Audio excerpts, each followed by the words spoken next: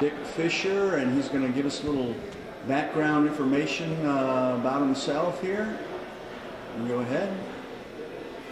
Well, I got a little notoriety in 1986 when, after reading some anthropology books and going through Genesis, I was writing an article, and a friend of mine asked him to read it for me, so he did, and he sent it to the Washington Post, where in 1986 they decided it was worthwhile publishing, and it sort of got me started into the long-term project that I've been on now ever since that time.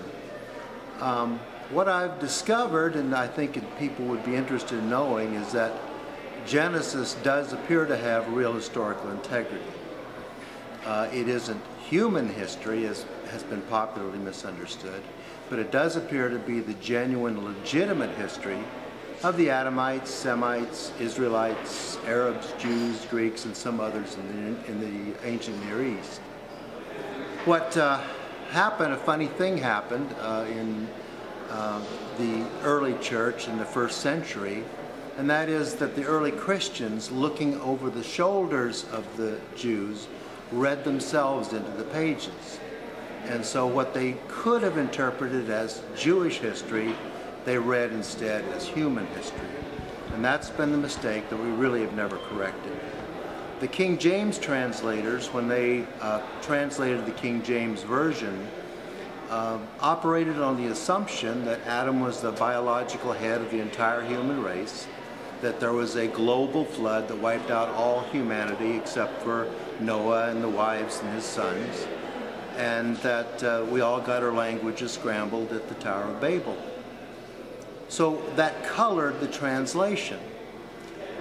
Subsequent translations have never really corrected the problem. Even though there's some more modern language in the newer translations, they've never deviated from the tradition that was established by the early King James.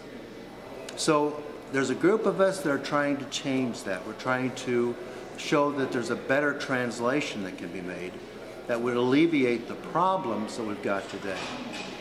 Our organization we call Historical Adam.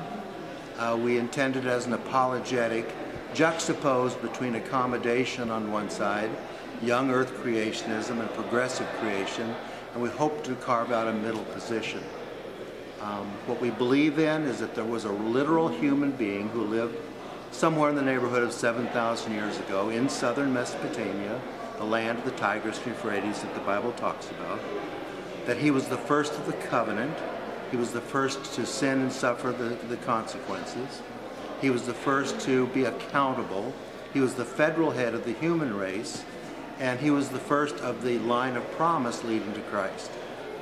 The mistake, however, is that it is commonly thought that he was the father of our species, which goes back 200,000 years. So we believe that Homo sapiens have been around for a long period of time, and Adam was brought into the world to bring us into accountability. Being human, he failed. Christ was God incarnate and succeeded.